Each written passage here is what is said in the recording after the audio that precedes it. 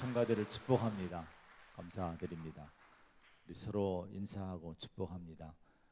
당신이 함께 하셔서 너무 힘이 됩니다. 이렇게 서로 인사합니다. 그렇다고 모두가 당신은 아닙니다. 집사님, 권사님, 장로님 이렇게 하셔야지. 다 당신이 하면은 또 그러니까. 네, 또 다시 한번 인사합니다. 우리 축복합니다. 사랑합니다. 힘을 냅시다. 얼마 전에 제 친척 누님이 전화가 왔었는데요. 서로 안부를 하도 오래간만에 전화를 하게 돼서 안부를 묻게 됐는데, 마치도 그 가정 형편이 지난주 오늘 읽은 누가복음 15장 탕자의 비유의 말씀과 같은 그런 상황이 그 가정에 벌어지고 있구나. 그걸 제가 그 누님과 얘기하면서 마음에 이제 와닿게 됐습니다. 두 아들이 거기도 있는데 다 결혼을 못했어요. 나이들이 40이 넘고 이렇게 했는데, 근데 작은 아들이 잘생기고 이런 친구인데 일찍 베트남에 들어가서 사업을 한다고 아버지가 이 건설회사 신성건설에서 예전에 연구단지 소장으로도 있고 마산역 건축할 때 소장으로도 하고 아주 그 건축의 회사에서 일찍이 연세대를 나오고 해서 이제 그 돈도 많이 벌고 또 이랬던 분입니다. 근데 이 아들이, 둘째 아들이 베트남에 들어가서 사업을 한다고, 정확히는 모르지만 많은 돈을 가지고 들어간 것 같아요. 근데 잘 되다가 지금 잘 돼요? 물어보니까 누님이 한숨을 푹 쉬면서 걔가 안 됐어 그러는 거야. 안 됐대요. 왜 그래요? 그랬더니 하여튼 이 사업이 안 돼서 다 쫄딱 했는데 문제는 지금 불법 체류자까지 돼 있다는 거예요. 왜 그런지 몰라도 하여튼 모든 신용이 끊어지고 나오지를 못한대. 나오고 싶어도. 근데 또 문제는 그 형이 있거든요. 걔 형이 2살인가 3살 터울인데, 얘는 또 동생을 그렇게 원망하고 있다는 거예요. 이놈 들어오기만 하면, 만나기만 하면 내가 가만 안 둔다. 세상말로 내가 이놈 내가 뭐 찢어 뭐 할 거야. 막 이렇게 할 정도로 동생에 대해서 아주 분노를 갖고 있다는 거예요. 그래서 그 누님이, 야, 죽이든 살리든 찢든 일단은 네 동생 데려와야 되지 않겠냐. 지금 베트남에서 지금 불법 체류자로 지금 뭘 먹고 사는지도 모르고 있는데, 굶는지 어디 도망 다니는지 모르는데 얼른 찾아서 데리고 와야 되지 않겠느냐.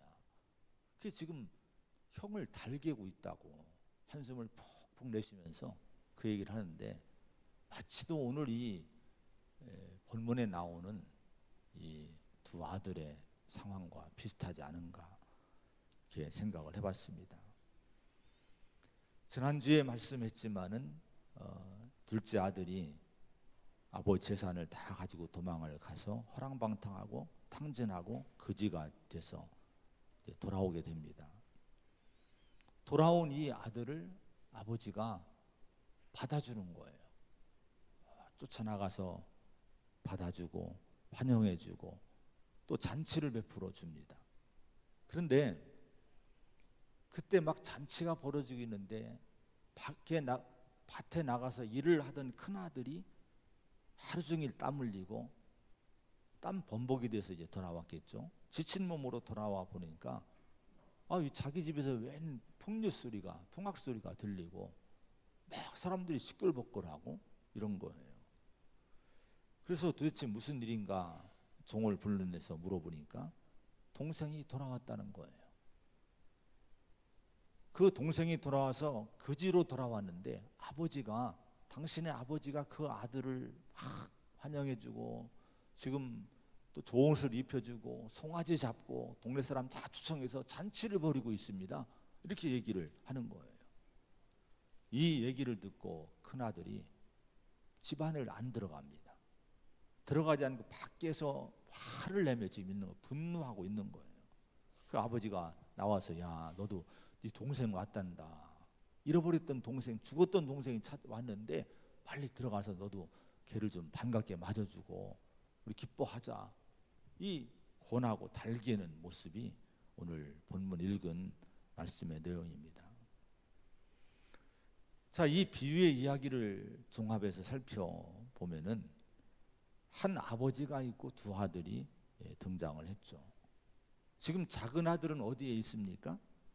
비록 전에는 아버지가 싫어서 독립해서 혼자 살고 싶어서 이제 멀리로 나갔다가 실패하고 거지가 돼서 돌아왔지 않습니까? 근데 아버지를 떠나 도망갔던 그 아들이 지금은 아버지 집 안에 있는 거예요. 그리고 집안에서 아버지가 베풀어주는 잔치를 즐기고 잔치를 누리고 기쁨 속에 있습니다. 그런데 늘 아버지 곁에 살았던 큰아들은 지금 정작 어디에 서 있어요? 문 밖에 있는 거예요. 잔치에 참여하지 못하고 오히려 잔치를 비난하고 불평하고 분노하며 문 밖에 집 밖에 서 있는 모습을 오늘 성경은 보여줍니다. 여기에 등장한 큰아들 맏아들이 누굴까요? 1절 2절의 말씀을 한번 같이 봉독합니다. 15장 1절과 2절입니다.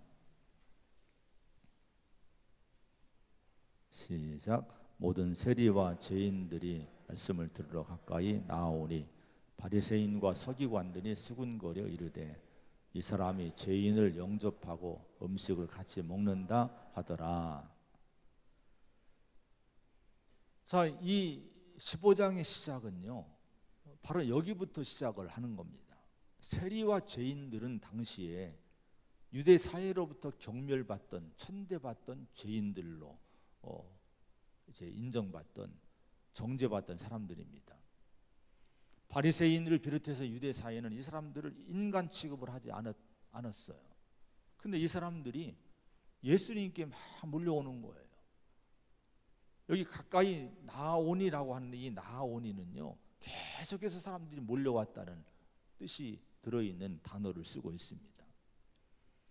오늘도 여기 보면은 이 많은 세리와 죄인들이 예수님께 나와오고 예수님과 함께 식사를 하고 주님은 다 영접해주고 얘기해주고 받아주고 복음을 전하고 같이 이렇게 이제 즐기고 있는데 이 모습 보고 바리새인과 서기관들이 지금 뭐라고 하고 있습니까? 수군거려 이 사람이 죄인을 영접하고 음식을 같이 먹는다 이렇게 얘기했다는 거예요. 이건 좀 점잖은 표현입니다. 수군거렸다는 것은 원망했다는 거예요. 불평했다는 겁니다. 그리고 이 사람이 이렇게 얘기하지 않습니까? 그러니까 이게 무슨 얘기인가 하니 이 예수라는 사람이 지금 죄인과 세리들을 같이 불러서 저런 사람 저런 인간들하고 같이 밥을 먹고 있어? 저런 죄인들하고 밥을 먹고 있어?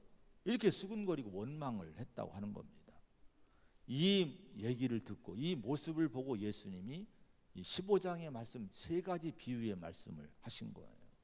그 중에 우리가 마지막 비유의 말씀 탕자의 비유 말씀을 지난주와 오늘 이번 주에 두 번에 가르쳐서 듣고 있는데 여기 말씀한 나오는 맏아들 큰아들이 바로 누구냐? 바리새인들 서기관들이라고 하는 거예요.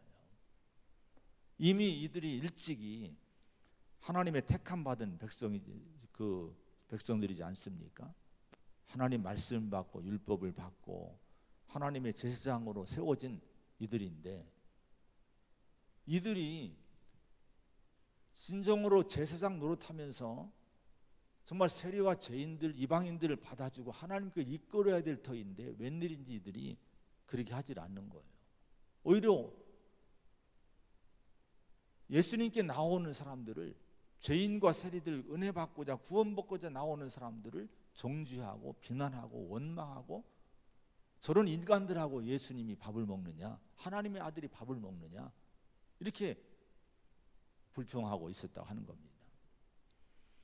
이 말씀을 오늘 몇 가지로 자세히 나누어 이제 말씀을 듣게 될 터인데요. 자, 이 큰아들이 지금 문 밖에 인생이 되고 있어요.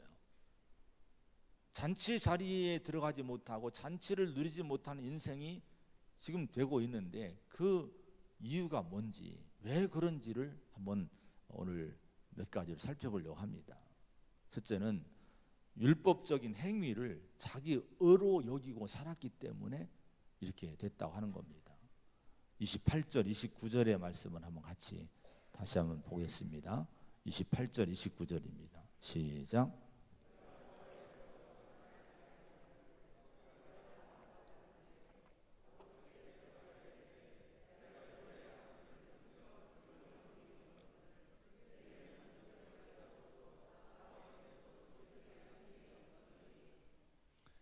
자, 맏아들이 돌아온 탕자인 작은 아들을 환영해주고 잔치를 베풀어 주는 것에 대해서 화를 내고 분노한 이유가 뭡니까?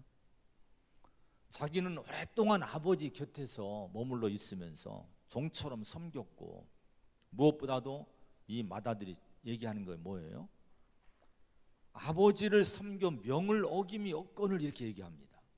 자기는 한 번도 아버지의 명을 어긴 적이 없다는 거예요.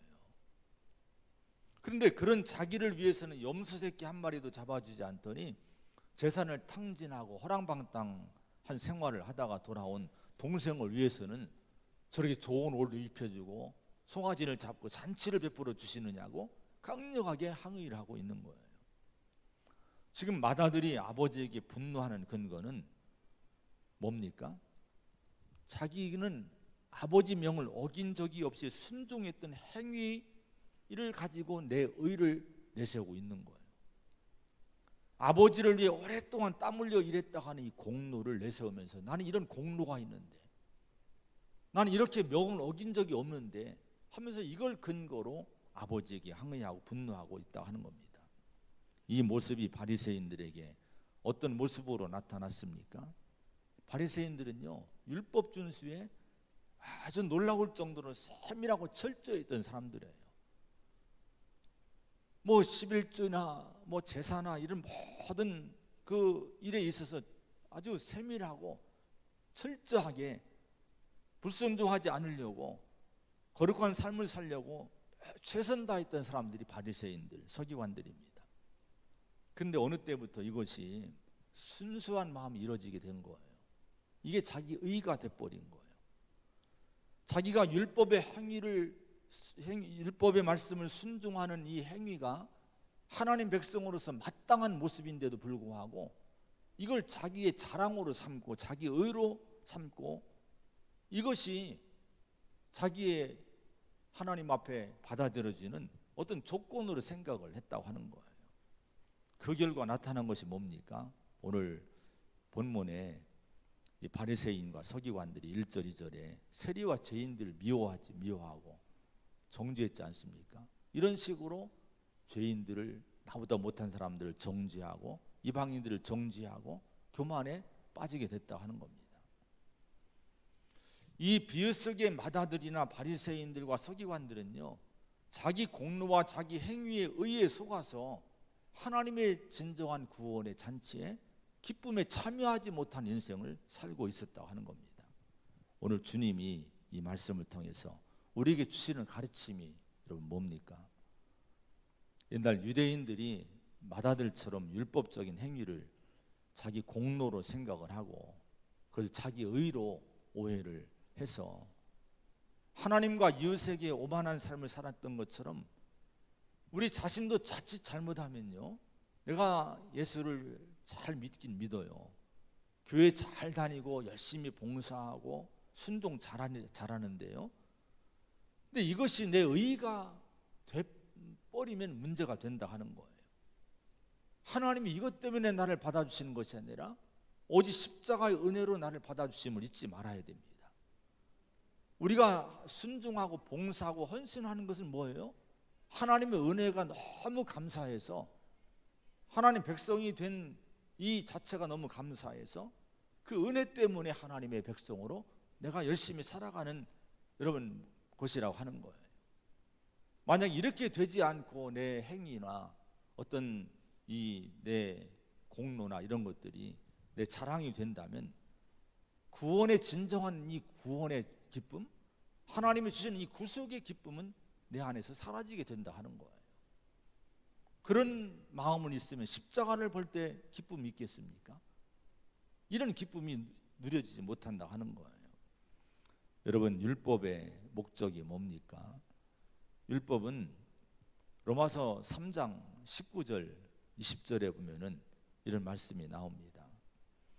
율법이 말하는 바는 율법 아래에 있는 자들에게 말하는 것이니 이는 모든 입을 막고 온 세상으로 하나님의 심판 아래에 있게 하려 함이라. 그러므로 율법의 행위로 그의 앞에 의롭다 하심을 얻을 육체가 없나니 율법으로는 죄를 깨달음이니라. 자, 율법의 목적은 죄를 깨닫게 하기 위해서 주셨다는 거예요. 또 갈라디아서 3장 19절에 보면 그러니 율법이 무엇이냐? 범법함으로 더하여진 것이라. 천사들을 통하여 한 중보자의 손으로 베푸신 것인데 약속하신 자손이 오시기까지 있을 것이 율법이다, 이렇게 말씀을 했습니다. 그러니까 여러분, 율법의 목적은 이 성경에 나온 많은 구약 성경 율법 있지 않습니까? 이 목적은 뭔가 하니 인간이 짓는 죄가 하나님께 대한 이것이 반역이고 하나님의 법을 범하는 범법임을 드러내고 알려주기 위해서 우리 죄를 깨닫게 하기 위해서 이 율법을 주셨다 하는 거예요. 근데 율법의 문제는 뭔지 아십니까? 우리가 죄인임을 알려주지만은 율법은 우리를 죄에서 구원해 주진 못한다는 거예요. 율법의 행위로 구원받을 사람은 아무도 없어요. 왜 그런지 아십니까? 로마서 8장 3절에 보면은 율법이 육신으로 말미암아 연약하여 할 수 없는 그것을 하나님은 하시나니 곧 죄로 말미암아 자기 아들을 죄 있는 육신의 모양으로 보내어 육신의 죄를 정하사, 이렇게 말씀을 하십니다. 자, 율법이 육신으로 말미암아 연약해서 할 수 없는 그것이 뭡니까? 율법은 사람을 의롭게 만들 수 없다는 거예요. 왜 율법이 우리 성도를 의롭게 만들지 못합니까? 우리 인간이 약하기 때문에 그렇다는 거예요. 여러분, 태초 이래 지금까지 하나님의 법을 완벽하게 지킨 인간은 아무도 없어요. 왜? 인간이 약하기 때문에 그런 거예요.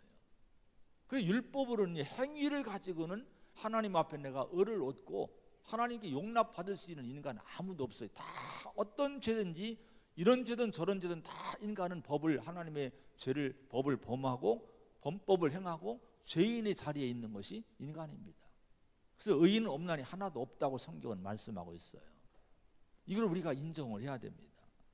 근데 하나님은 우리를 의롭게 만들 수 있다는 거예요. 어떻게 그렇게 만듭니까? 죄로 말미암아 자기 아들을 죄 있는 육신의 모양으로 보내요 육신의 죄를 정하사, 이렇게 말씀을 해요. 흠없는 아들 예수님을 보내셔서 그 예수님에게 우리 죄를 정해 놓으시고 덮어 놓으시고 전가시키시고 그 죄값을 예수님이 치르게 하신 거예요. 그 예수님이 죄값을 치르시고 저주받고 십자가에 죽으신 거예요. 자, 이걸 통해서 이 예수 그리스도를 믿고 하나님의 구원의 방법을 믿는 자는 은혜로 구원받고 죄사함 받고 하나님의 자녀가 되는 축복을 얻는 줄로 믿습니다. 그래서 로마서 3장 20절 21절에 보면은 그러므로 율법의 행위로 그의 앞에 의롭다 하심 얻을 육체가 없나니 율법으로는 죄를 깨달음이니라. 이제는 율법에 하나님의 한 의가 나타났으니 곧 예수 그리스도를 믿음으로 말미암아 모든 믿는 자에게 미치는 하나님의 의라, 이렇게 얘기합니다. 율법의 의 가지고는요 내가 의라고 할 수 없는 거예요. 율법을 막 잘 행함으로 이것이 내가 하나님 앞에 받아들여지는 조건이다, 이렇게 얘기할 수 없다는 거예요. 왜냐하면 누구든지 저나 목사든지 어느 분이든지 여러분 다 하나님의 말씀의 법에 다 이게 적용해 보면은 뭔가는 죄를 범한 일이 있다는 거예요.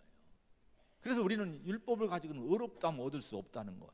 그런데 예수 그리스도를 믿음으로 말미암아 모든 믿는 자에게 하나님의 의가 선물로 주어진다는 거예요. 이것이 여러분 믿음임을 여러분 꼭 잊지 마시기를 바랍니다. 그래서 우리가 예수를 믿고 십자가를 바라보고 전적으로 십자가를 의지하는 성도가 되어야 되는 거예요. 로마서 3장 27절에 그런즉 자랑할 데가 어디냐 있을 수가 없느니라. 무슨 법으로냐 행위로냐 아니라 오직 믿음의 법으로니라 이렇게 말씀합니다. 여러분 바리새인들이 오류가 뭡니까? 자꾸 행위를 자랑하는 거예요. 근데 하나님은 뭐라고 말씀하십니까? 자랑할 데가 없다는 거예요. 인간은 어느 누구도 어떤 사람도 자기 행위 때문에 공로 때문에 하나님 앞에 애엠하고 자랑할 수가 없다는 거예요. 우리가 하나님 앞에 의롭다함을 받는 것은 여러분 오직 하나님이 주시는 의가 되는 예수 그리스도를 믿음으로 말미암아 의를 얻기 때문에 예수님만 자랑하고 예수님의 은혜를 의지해야지 내 행위를 가지고 하나님 내가 이렇게 행위를 이렇게 했으니까 이렇게 순종했으니까 이렇게 헌신했으니까 내가 잘 살았으니까 하나님 나를 받아주세요 이렇게 할 사람이 아무도 없다는 거예요. 만약에 그렇게 지금 여러분 인생을 살고 믿음을 갖고 살다면 이것이 바로 바리새인의 인생이에요. 바리새인의 신앙이라고 하는 거예요. 여러분 이런 오류를 범하지 않기를 바랍니다. 오늘 이 마다들이 그런 가운데 이제 자기 의를 자꾸 생각하고 나는 이렇게 순종했다고 나는 명을 어긴 일이 없다고 하면서 아버지에게 지금 분노하고 있는 거예요. 왜 나에게 잔치를 베풀어 주지 않느냐고 분노하고 있는 겁니다. 자, 오늘 여러분 우리 자신을 진실하게 들여다보시면서 우리 자신을 십자가 앞에 다시 한번 내려놓기를 바랍니다. 그 복음 앞에 나를 내려놓고 다시 복음 속에서 내 자신을 시작하라는 그런 신앙이 되어야 된다 하는 거예요. 고린도서 15장 9절 10절에 보면 사도 바울이 유명한 고백을 합니다. 내가 나된 것은 하나님의 은혜로 된 것이니 내게 주신 그의 은혜가 헛되지 아니하여 내가 모든 사도보다 더 많이 수고하였으나 내가 한 것이 아니요 오직 나와 함께 하신 하나님의 은혜로다. 바울이요 모든 사도보다 더 많이 수고했다는 거예요. 이건 사실입니다. 우리가 사도행전을 금요 심야 기도회 때마다 쭉 보고 있지만 얼마나 사도 바울이 헌신하고 얼마나 복음을 해서 열정을 다해서 일생을 바칩니까? 모든 사도보다 가장 더 많이 수고한 사람이 바울입니다. 그런데요 이게 왜 여러분 이런 사람이 뭐라고 고백합니까? 나의 나된 것은 하나님의 은혜이고 내가 수고한 것은 그 은혜가 헛되지 않게 하기 위해서 내가 수고했고 지금 수고하는 것도 하나님이 나와 함께 하신 하나님의 은혜 때문에 수고하고 있다 이렇게 고백을 하고 있는 거예요. 우리가 이런 바울의 믿음을 우리가 갖고 살아야 내 믿음이 바리새인 같은 신앙이 안 되고 내 믿음이 여러분 오류가 되지 않는 그런 성도가 될 줄로 믿습니다. 갈라디아서 6장 14절에 그러나 내게는 우리 주 예수 그리스도의 십자가 외에 결코 자랑할 것이 없으니 라고 얘기를 합니다. 하나님의 은혜 십자가의 은혜를 정말 가슴 깊이 감격스럽게 붙든 성도는요 늘 뭐를 자랑합니까? 나는 십자가밖에 자랑할 것이 없대요. 내가 내세울 것은 십자가밖에 없다는 거예요. 내가 행한 공로, 내 의는 하나님의 십자가 은혜에 비하면 이건 아무것도 아닌 거예요. 오직 하나님 앞에 들어갈 수 있는 조건은 십자가의 은혜밖에 없는 줄로 믿습니다. 우리 성도는 그러므로 날마다 우리는 십자가만 자랑하는 그런 성도, 그런 신앙 속에 머물러 있어야 돼요. 이걸 벗어나면 그때부터 내가 바리새인 되고 서기관이 되고 마다들의 삶이 되게 된다는 거예요. 이런 사람에게는 뭐가 없습니까? 기쁨이 없는 거예요. 구원의 기쁨이 십자가의 기쁨을 잃어버리고 살게 된다 하는 거예요. 이거 율법적인 삶이라고 하는 겁니다. 그런데 여기 큰아들을 다시 보면은 30절에 보면 이런 말씀을 합니다. 30절 한번 같이 보겠습니다. 시작. 아버지의 살림을 돌아옴에 이를 위하여 살찐 송아지를 잡으셨나이다. 자, 아버지 마음속에는 작은 아들이 지금 돌아왔을 때에 작은 아들이 지은 과거의 죄는 전부 잊혀지고 없어요. 지금 다 용서가 된 거예요. 근데 큰 아들은 아버지가 용서하고 씻어준 그 동생의 죄를 그냥 마음속에 붙들고 그 죄를 다시 끄집어내고 아버지 살림을 창녀들과 함께 삼켜버린 이 아들, 이놈이 이렇게 얘기하고 있는 거예요. 죄인이라고 정지하고 있는 겁니다. 이것이 바로 율법적인 신앙의 모습이라고 하는 거예요. 오늘 본문을 자세히 보시기 바랍니다. 이 탕자를 사랑과 은혜로 다 용서해주고 받아준 아버지와 가족들은 지금 어떤 상태에 있습니까? 잔치의 기쁨 가운데 있는 거예요. 용서하고 받아준 아버지도 기쁘고 가족도 기쁘고 용서받은 작은 아들도 기쁨 속에 있는 거예요. 그런데 여러분, 율법적으로 이 돌아온 동생을 받아주지 못하고 정죄하고 심판하는 큰아들의 마음에는 뭐가 있습니까? 분노만 가득한 거예요. 원망만 가득한, 불평과 이 원망만 가득한 걸 보게 됩니다. 우리가 복음으로 살지 못하고 자꾸 율법으로 살게 되면요, 남을 정죄하게 됩니다. 그러면 남을 정죄하는 율법적인 삶 속에는 절대로 기쁨이 없어요. 남을 심판하는 율법적인 삶은 이미 천국을 잃어버린 그런 영혼이라고 할 수가 있는 겁니다. 율법의 자리, 정죄와 심판의 자리는 어떤 자리냐? 문 밖의 자리란 거예요. 잔치의 기쁨 속에 있는 것이 아니라 잔치 밖에 있는, 하나님의 기쁨 밖에 있는 불행한 인생을 살고 있는 그런 여러분 신앙인이라고 하는 겁니다. 근데 문제는 이 마다들이 유대인이 바리새인들이지 않습니까? 이것은 우리 교인들이 바로 마다들 같은 신앙생활을 할 수 있다고 하는 거예요. 28절에 아버지가 나와서 고난되라는 말씀이 나옵니다. 고난다는 것은 위로하고 달래는 거예요. 오늘 주님은 저와 여러분을 달래고 있는 거예요. 권하고 있는 거예요. 함께 들어가자. 우리가 그렇게 살지 말고 정말 우리가 복음으로 살자. 아버지 마음 가지고 용서하고 사랑하고 받아주고 나를 자랑하지 말고 오직 십자가 은혜만 가지고 살자. 이렇게 우리를 권하고 달래고 있음을, 이 음성을 오늘 듣고 가시기를 바랍니다. 그래서 우리가 문 밖의 인생이 아니라 문 안으로 들어와서 진정한 은혜의 기쁨을 누릴 수 있는 성도가 되시기를 축원을 드립니다. 그 다음에 이 마다들이 기쁨을 잃은 것은 감사를 잃었기 때문에 그렇습니다. 오늘 본문에 나오는 큰아들은 너무나 감사할 조건이 많은 사람이었지 않습니까? 근데 감사하지 못하고 불평하고 원망하고 미워하는 자리에 서 있는 모습을 보게 돼요. 감사를 잃어버린 그 자리에는 뭐가 없습니까? 기쁨도 없는 거예요. 은혜의 기쁨이 여러분 그런 사람에게는 다 사라지고 맙니다. 아버지는 둘째 아들이 재산을 다 탕진하고 돌아왔지만은 그래도 그 아들이 돌아온 것만으로도 너무 감사해서 너무 기뻐하고 있는 모습을 보지 않습니까? 그 아버지 마음에 기쁨이 넘치는 거예요. 막 너무 기쁜 거예요. 왜 그렇습니까? 감사가, 재산은 잃었지만 아들이 돌아온 것이 감사했을 때에 그 마음이 기쁨이 넘쳤다는 거예요.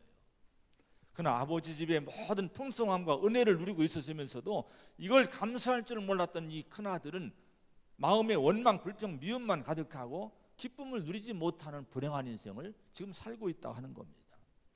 감사를 방해하는 마음은 섭섭한 마음이에요. 29절 30절에 계속 우리가 읽은 말씀이지만 보면은 자기는 아버지를 여러 해 동안 섬겨 명을 어김이 없는데 왜 내게는 염소 새끼 한 마리라도 주어서 내 친구들과 즐기게 해주지 않느냐 이거예요.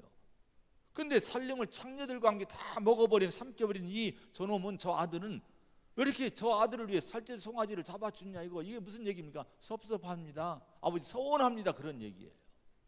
여러분, 오늘 이 섭섭함이 내 마음에 들으면 감사가 사라집니다. 그러면 기쁨이 사라지게 되는 거예요. 가정에서 아내가 남편을 향해서 섭섭한 마음이 들 때 감사가 사라지고 가정은 기쁨이 없어요. 남편도 마찬가지예요. 자녀도 마찬가지고 부모도 마찬가지예요. 가족끼리 서로 섭섭한 마음이 있으면 이거 시험 든 걸 아시기 바랍니다. 이 섭섭함에서 벗어나야 돼요. 감사 조건을 자꾸 가족 간에 찾아내야 그 가정에 기쁨이 있는 줄로 믿습니다. 교회도 마찬가지예요. 하나님께도 마찬가지입니다.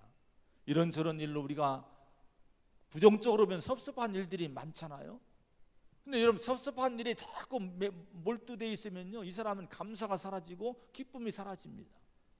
제가 목회하면서 정말 많이 조심하고 제 마음을 다스리는 것이 뭔가니 서운한 마음, 섭섭한 마음, 가족이나 교회나 성도들에게 섭섭하면 들려면 제가 빨리 기도합니다. 하나님 은혜가 얼마나 큰데 내가 작은 것 때문에 섭섭해하면 되는가? 제 아내와 그런 얘기를 많이 해요. 이 섭섭한 마음 가지면 절대로 안 된다. 이건 우리가 하나님의 은혜를 저버리는 거다. 여러분, 이 섭섭한 마음을 지울 때 내 마음에 기쁨이 넘침을 우리가 경험할 수 있는 걸 여러분 믿으시기 바랍니다. 감사를 방해하는 것은 욕심이에요. 25절에 보면은 마다들은 밭에 있다가 돌아와 집에 가까이 왔을 때에 이런 말씀이 나와요. 자, 여러분, 자, 이 마다들이 감사와 기쁨을 잃은 이유가 뭘까? 그 하나가 욕심인데요. 지금 마다들이 어디서 돌아왔다고 얘기합니까? 25절에 밭에 있다가 돌아왔다 이렇게 얘기를 합니다. 자, 이 사실은 이 마다들이 어떤 인생을 살았다는 것을 보여주고 있습니까? 성실하게 일한 사람임을 보여주는 대목이에요. 그런데 또 다른 시각으로 본다면요, 이 마다들은요, 세상의 물질만 바라보고 사는 욕심과 탐욕의 사람이라고 볼 수 있는 대목이 바로 요 25절의 말씀이기도 합니다. 왜 그런지 아십니까? 지금 이 가정은 문제가 많고 슬픔과 아픔이 있는 가정이에요. 생각해 보세요. 누군가 자식이 하나 어디 나가서 소식 없이 지금 돌아오지 않고 있다면 그 가정이 기쁨이 있겠습니까? 부모는 늘 한숨 쉬고 탄식하고 이 아들이 어디 있을까, 이 자식이 어디 있을까 늘 눈물로 밤을 지새지 않겠습니까? 이 가정이 그런 가정이었다는 거예요. 그렇다면 마땅히 그 마다들은요, 부모의 마음, 아버지 마음을 헤아리면서 잃어버린 동생을 찾아서 나섰어야 되지 않겠습니까? 그러면 마다들의, 그렇게 하라고 하면 마다들의 반응이, 그럼 일은 누가 해요?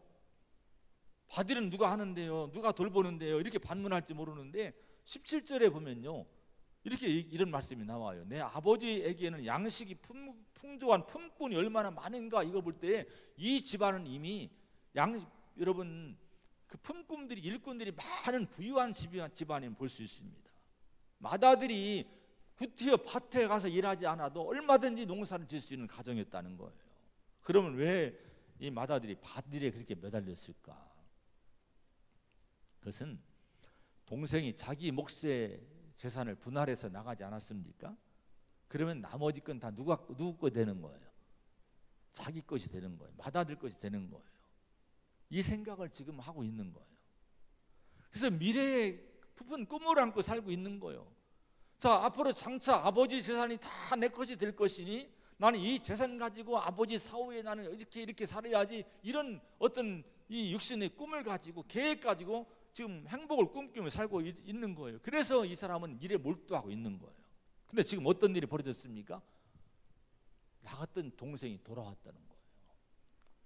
이 탕자 동생이 돌아왔는데 아버지가 그 동생을 내쫓지 않고 받아줬다는 거예요. 지금 축하하고 잔치를 벌여주고 있다는 거예요. 그러면 여러분, 또다시 이 아들이 아버지의 상속자 중에 하나가 될 것이지 않겠습니까? 그럼 자신에게 돌아올 몫이 여러분 이제 줄어들게 되지 않겠습니까? 그러니까 이 욕심과 탐욕이 계산이 된, 욕심과 탐욕으로 계산하게 된 이 마다들의 마음에 동생이 돌아온 것이 탐탁지 않은 거예요. 좋지 않은 거예요. 분노가 일어난 거예요. 원망이 일어나게 됐다고 하는 거예요. 욕심이 있으면 기쁨이 사라집니다. 욕심이 있으면 감사가 될 수 없는 거예요. 여러분, 내 마음에 혹시나 욕심의 마음이 있다면 이 욕심의 마음을 내려놔야 감사가 있고 기쁨을 얻을 수 있습니다. 이런 저는 어떤 모습이든지 혹시나 지금 내가 감사를 잃고 있는 모습이, 기쁨을 잃고 있는 그 모습이 욕심 때문에 그럴 경우가 많이 있거든요. 이걸 잘 추적을 잘해서 내가 만약에 욕심 때문에 내가 가정에서, 아니 형제간에, 또 교회에서 누구든 간에 이런 기쁨을 누리지 못한다면 욕심을 버리고 욕심을 처리하기 위해서 회개하고 기도를 많이 하시기를 부탁을 드립니다. 왜냐하면 그래야 내가 감사하고 기쁨을 누릴 수 있기 때문에 그런 거예요. 진정한 감사의 삶이 되기를 축원을 드립니다. 근데 감사하면 하나님이 축복하셔요.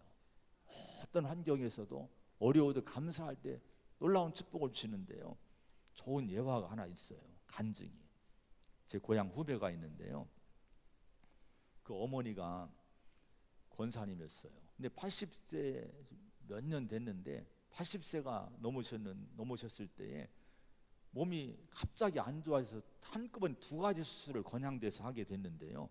장장 8시간에 걸친 대수술을 하게 됐답니다. 근데 걱정이 저 연로한 분이 저 수술을 감당할 수 있을까 걱정했는데 성공적으로 수술을 잘 마치고 건강을 회복한 거예요. 자식들이 너무 감사한 거예요. 그래서 이 자식들이 어떤 일을 했는가 하니 현수막을요, 그 의사 선생님들 감사합니다, 제 어머니 살려줘서 감사합니다 하고 현수막을 크게 제작을 해서 건양대 병원 입구에다 쫙 걸어놓은 거예요. 근데 이게 신문이 났습니다. 지방신문에 이것이 난 거예요.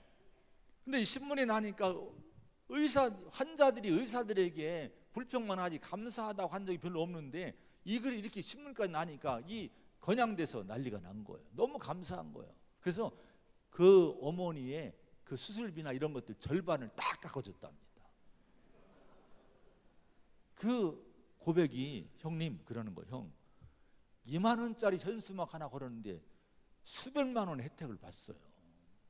근데 이것 때문에 여러분 또 병원다 막 걸어놓으려 하지 마세요. 속 보이는 거예요. 그러면 안 되고 진짜 실제로 감사한 마음이 하나님 이렇게 축복하신다는 거예요. 어떤 환경에서 감사를 할 수 있는 믿음의 상태를 유지하기를 바랍니다. 그럼 하나님이 여러분을 축복할 줄로 믿습니다.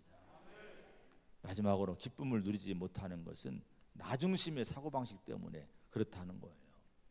왜 이 큰아들이 동생이 돌아왔음에도 기쁨이 없습니까? 그 이유는 동생에 대한 불쌍한 마음이나 또한 반가움보다도 자기 생각에만 몰두하고 있었던 거예요. 왜 나를 위해서는 이 염소 새끼 한 마리 주지 않느냐 이거예요. 왜 나를 위해서는 잔치를 베풀어 주지 않느냐는 거예요.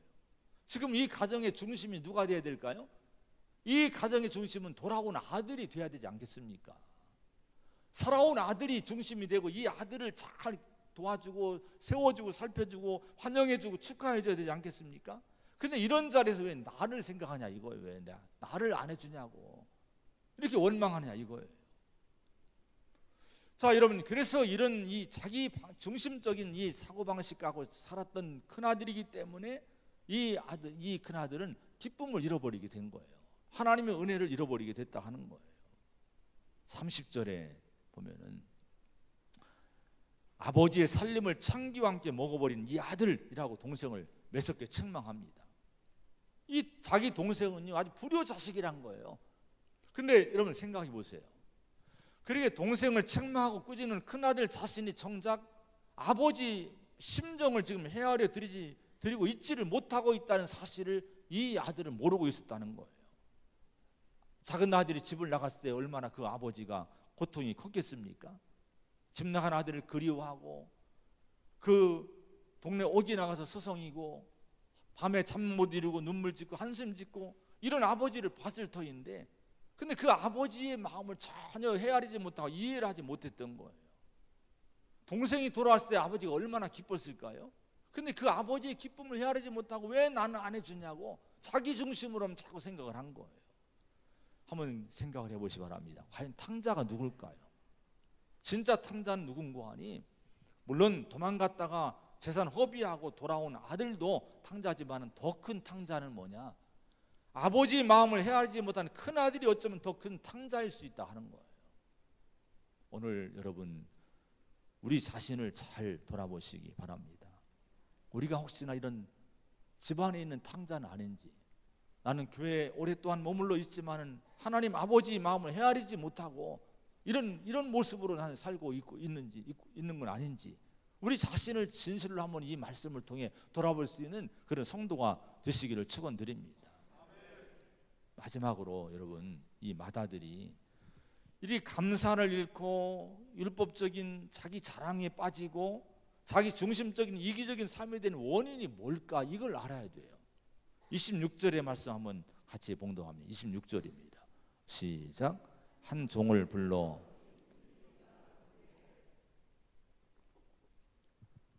누구를 불렀어요? 종을 부릅니다. 근데 누구를 실제로 찾아야 될까요? 아버지를 찾아야 되지 않겠습니까? 그런 일이 있으면, 뭔가 집안일이 있으면 아버지를 찾아가, 아버지 이게 무슨 일이에요? 아버지하고 상의하고 아버지 얘기 듣고 아버지 말에 순종하고 이렇게 해야 되지 않겠습니까? 근데 아버지를 찾는 것이 아니라 아마 이 아들도 언제까지는 예전에는 아버지하고 아빠 하면서 그런 시절이 있었을 거예요. 근데 어느 시절부터 이 아들은 아버지와 이 관계가 소원해진 거예요. 그러니까 지금도 아버지를 찾지 않고 종을 슬그머니 찾아서 이게 뭔 일이냐 물어보고 그리고 분노하고 있는 거예요. 이것이 그의 영적 타락을 보여주는 말씀이라고 하는 거예요. 우리도 마찬가지입니다. 우리가 마다들 같은 신앙생활을 하면 안 된다는 거예요. 이게 뭡니까? 다름 아닌 하나님과의 순수한 인격적인 관계를 잃고 사는 성도가 이런 마다들 같은 성도요. 이렇게 되면은 인생이 이렇게 문제가 많이 발생할 수 있다고 하는 거예요. 내 영혼이 진실로 예수 그리스도 살아계신 예수님과 순수하고 친밀한 관계를 갖고 살고 있는가를 살펴보시기 바랍니다. 무슨 일 있으면 누구한테 달려갑니까? 주님 앞에 여러분 나오십니까? 아니면 사람에게 달려가서 사람의 얘기를 들려고 우리 애를 씁니까? 여러분 사람의 얘기를 듣고 자꾸 우리는 좌지우지되면 안 돼요. 일단 우리 성도는 하나님과 씨름을 해야 될 줄로 믿습니다.